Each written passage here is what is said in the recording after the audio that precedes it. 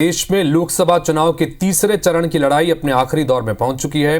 प्रचार के लिए अब बस कुछ घंटे बचे हैं। रविवार की शाम प्रचार का शोर थम जाएगा और इसी बीच मध्य प्रदेश में यूपी के सीएम योगी आदित्यनाथ ने आज हुंकार भरी और सिंधिया के लिए गुना शिवपुरी में जमकर प्रचार किया। निशाने पर फिर वही कांग्रेस दिखी, मोदी सरकार की जमकर तारीफें की। देखिए जरा।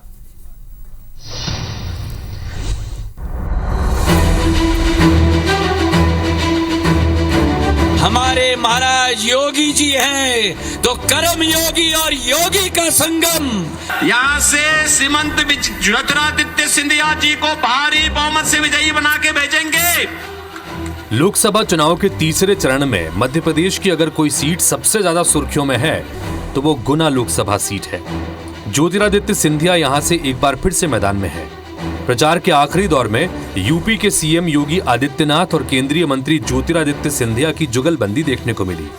योगी आदित्यनाथ ने जहां मोदी सरकार की योजनाओं की जमकर तारीफ की, वहीं सिंधिया ने सीएम योगी को अपना आदर्श बताया। 80 करोड़ लोग फ्री में राशन की सुविधा का लाभ प्राप्त कर रहे हैं। पहले स्वास्थ्य सुविधा के अभाव में लोग दम तोड़ते थे क्योंकि पैसा नहीं था, कोई बीमार होता था पूरा घर तबाह हो जाता था। आज 60 करोड़ लोगों को 5 लाख रुपए की आयुष्मान भारत की सुविधा प्राप्त हो रही है।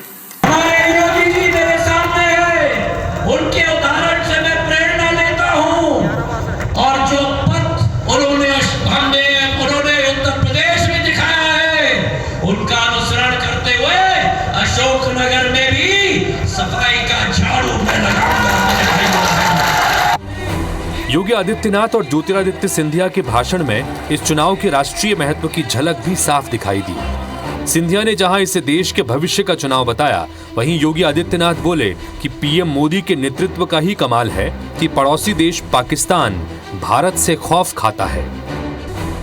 2014 के पहले आतंकी विस्फोट हुआ करते थे, नक्सली हिंसा चरम पर थी। आज नक्सलवाद और आतंकवाद को तो नियंत्रित किया ही है। अगर कहीं पर पटाखा भी जोर से फट जाए ना तो पाकिस्तान सबसे पहले सफाई देता है कि साहब मेरा हाथ नहीं है, देता है ना, क्योंकि उसे मालूम है कि सफाई अगर समय पे नहीं दिया कहीं लेने के देने ना पड़ जाएं। ये चुनाव कांग्रेस और बीजेपी का चुनाव नहीं है, ये देश के विकास के मार्ग को प्रशस्त करने का चुनाव है। ज्योतिरादित्य सिंधिया गुना लोकसभा सीट पर अपने वजूद की लड़ाई लड़ रहे हैं। पिछले चुनाव में उन्हें बीजेपी के ही केपी यादव से हार का सामना करना पड़ा था। दूसरी ओर इस बार वो कांग्रेस से नहीं बल्कि बीजेपी के टिकट पर किस्मत आजमा रहे हैं। ऐसे में उनका काफी कुछ दांव पर लगा है और यही वजह है कि बीजेपी के दिग्गज नेता भी उनके प्रचार में कोई कोर कसर नहीं छोड़ रहे। संतोष शर्मा, IBC 24, अशोकनगर।